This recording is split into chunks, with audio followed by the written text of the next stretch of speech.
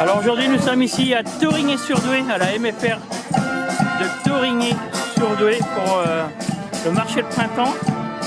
Donc on se fait un petit tour vite fait. On est venu principalement pour rencontrer les parents de la petite Cléa, voilà, qui ont l'association La Vie en Bleu pour Cléa.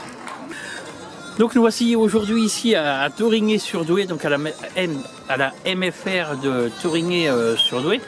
Nous sommes sur un stand. Alors c'est La Vie en Bleu pour Cléa, c'est le nom de l'association.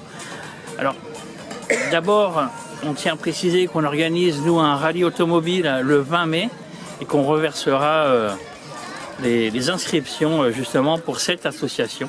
Donc c'est pourquoi aujourd'hui on se fait une petite interview. Alors est-ce que vous pouvez vous présenter et parler un petit peu justement de cette association?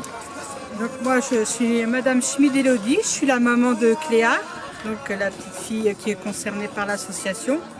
Son papa est le président, Monsieur Thomas Buzard.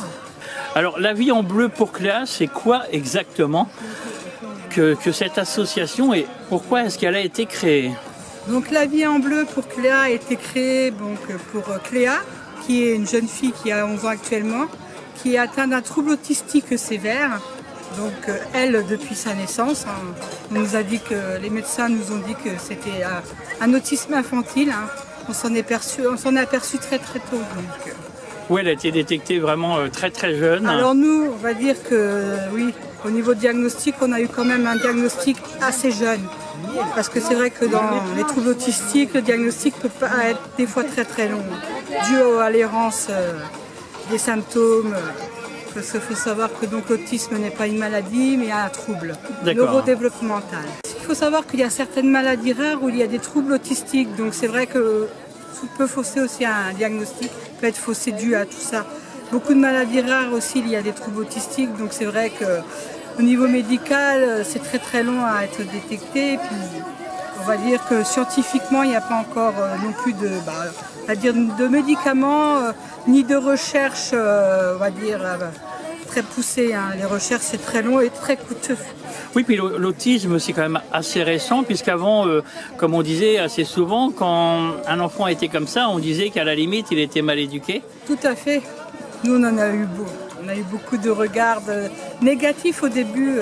Quand on a eu une errance médicale, on ne savait pas de quel trouble notre fille était atteinte. On voyait que notre fille avait quelque chose de différent des autres enfants, mais que l'évolution se faisait très différemment, mais on ne savait pas trop. Donc nous, on avait des petites réflexions. Les enfants autistes, on les mettait chez les... Non, on disait que c'était des fous. Ah oui, voilà. C'est ça. Des asiles. Voilà. Ouais. Des asiles. Alors du coup, je présume que dès que cette petite est arrivée et que ça a été décelé, votre vie a totalement changé. Ah oui, tout à fait. En plus, ça doit être un truc qui tombe comme ça sur les épaules, ça doit pas être évident.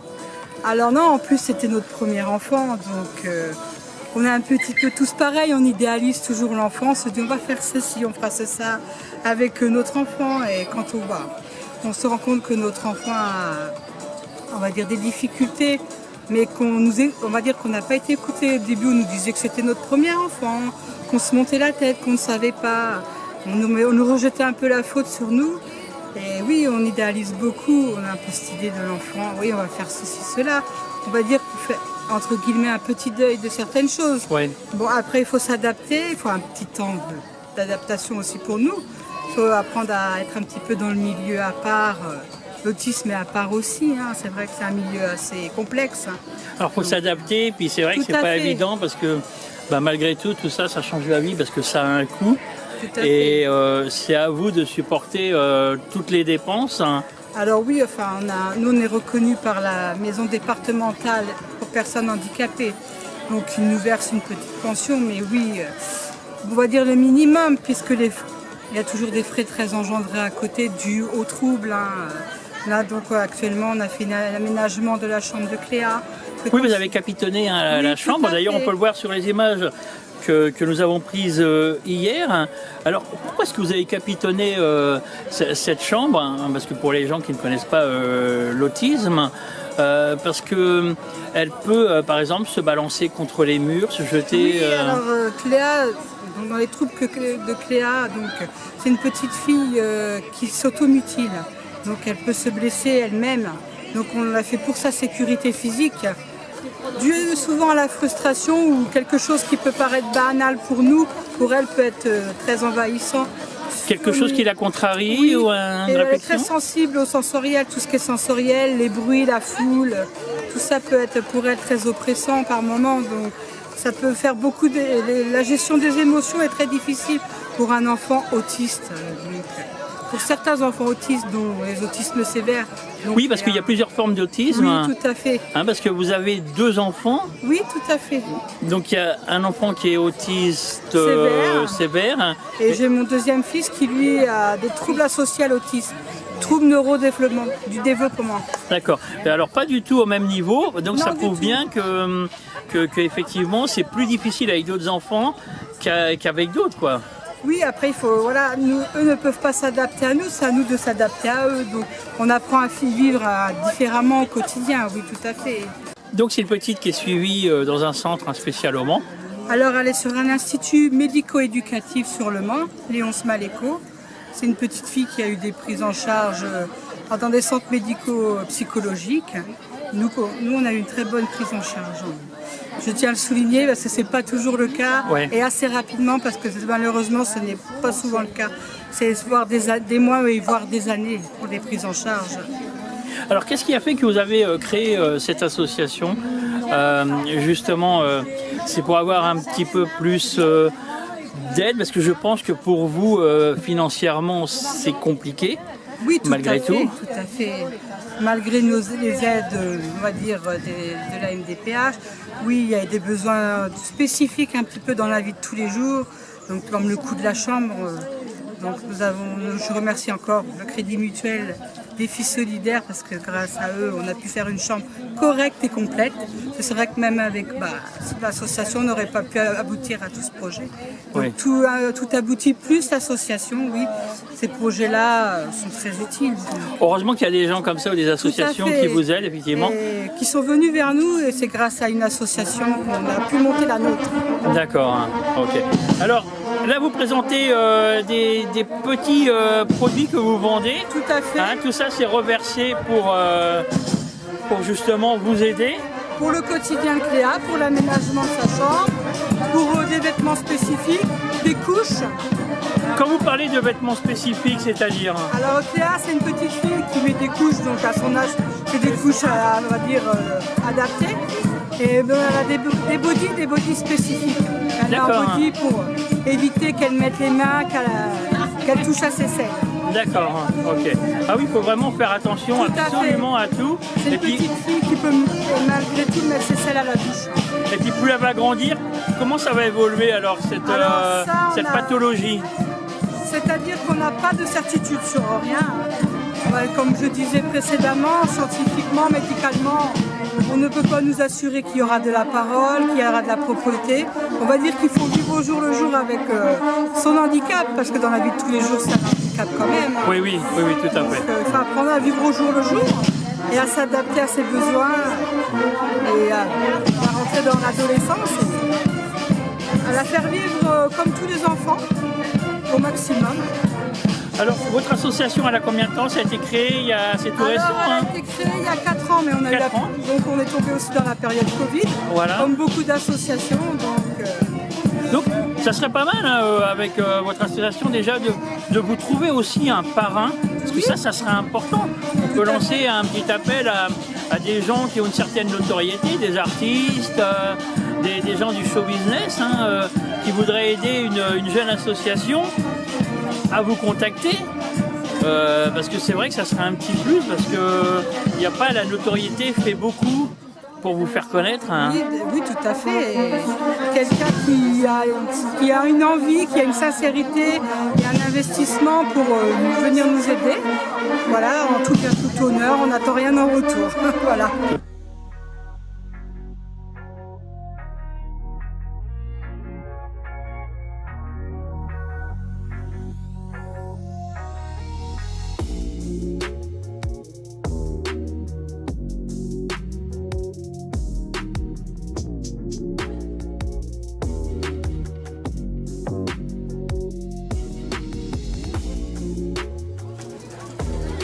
Alors d'ailleurs, il y a beaucoup de personnes hein, qui vous suivent, qui vous aident. Voilà, il y a des petites entreprises de la Sarthe et d'ailleurs qui vous donnent un petit coup de main. Oui, la cidrerie Rocher-Sartois, Julien Audrey, Corinne et Manu de Grain de Pollen. Et puis tous nos amis, la famille, de par leur partage, de par leurs dons, quand on fait pour toutes les petites choses qu'on fabrique. Donc moi je tiens à tous les remercier, ils vont se reconnaître. Voilà, puis s'il y a voilà. D'autres gens qui veulent vous donner un petit coup de main. On vous remercie vous aussi, hein. C'est gentil. Hein. Et puis voilà, puis tous ceux qui veulent venir, ils sont tous les bienvenus dans la...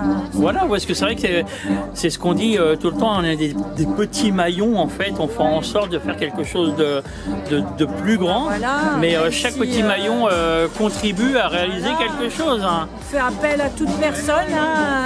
On aimerait bien rencontrer monsieur Samuel Le Bihan Samuel Le Bihan d'ailleurs qui a une petite fille qui est autiste aussi. C'est vrai que quand si les gens ils ont vu le film qu'il a fait mercredi soir, eh bien la vie de Cléa c'est un peu aussi... c'est un peu ça. C'est un peu ça. D'accord. C'est un peu ça et voilà quoi. Et puis il a créé lui aussi, c'est vraiment super. Moi j'ai pas de mots pour dire parce que c'est tellement... Si la vidéo elle va jusqu'à lui, franchement il était magnifique le film. C'était très poignant et c'est vraiment l'histoire, je pense, de tous les parents qui ont des enfants autistes. Nous, Cléa, c'est sévère, mais on n'en parle pas assez. Et puis plus haut, là, nos élus, nos grands élus qui fassent aussi... ce qu'il faut, effectivement. Ouais, là-haut, monsieur, tous nos ministres, monsieur le président, que moi j'ai eu... l'occasion de voir à Berduy, il est venu à Berduy quand il est venu il y a 4-5 ans, je lui en avais parlé, il m'avait dit qu'il ferait des choses parce qu'il enlevait plein de choses, toutes les AVS, voilà. l'AVS qu'il y a dans les écoles, il y en a besoin parce que ces enfants, tout handicap, ils ont besoin d'être scolarisés et d'être découvris. S'il m'entend, s'il voit la vidéo, qu'il fasse quelque chose parce que voilà. Tout handicap a besoin, quel que soit l'handicap. Ça marche. Et puis on identifiera Samuel Le Bihan. Et puis s'il y a des gens qui nous suivent, hein, qui sont dans le Perche, voilà, on sait qu'il y a beaucoup d'artistes, de comédiens, comédiennes. Si vous connaissez Samuel Le Bihan, n'hésitez pas à lui en parler de la vie en bleu pour Cléa, qui prennent contact. Voilà. Et ça ferait vraiment plaisir aux parents et à la famille de la petite Cléa. Eh ben, merci beaucoup. On rappelle qu'on peut suivre tous les événements que vous organisez sur votre page Facebook La vie en bleu pour Cléa. On voit le logo qui est derrière avec le petit oiseau. Et puis s'il y a des gens qui veulent vous aider, hein, vous donner des petits dons ou alors des objets comme on disait tout à l'heure. Tout à fait. On peut vous donner des choses que vous allez vendre. Oui. Donc, et pour créer des choses, voilà. Alors nous déjà on a mis en place donc le rallye là le 20 mai et on aura aussi quelque chose qu'on va mettre aux enchères et on reversera l'argent pour votre association. On vous remercie beaucoup. Voilà, on a l'accord de l'artiste qui nous a donné son accord la semaine dernière. Donc voilà, je mettrai les images de l'objet en question et puis on se fera une petite vente et on vous reversera ça. Donc, vous êtes basé à Conneré. Conneré, tout à fait. Conneré, donc les coordonnées sont sur la page Facebook. Voilà. Voilà, et puis il n'y a plus qu'à vous suivre et puis à vous aider financièrement ou alors moralement. Tout à fait, c'est aussi important. Voilà. L'aspect financier, mais l'aspect moral est aussi très important. Voilà, tout à fait, parce que c'est pas toujours évident pour les parents. C'est d'avoir un soutien moral aussi. Voilà. Et moi, je tiens à remercier tous ceux de loin ou de près qui nous aident. Toutes les associations, les voisins, les parents, les grands-parents, toute la famille. Un grand merci à tous. Merci beaucoup. À bientôt.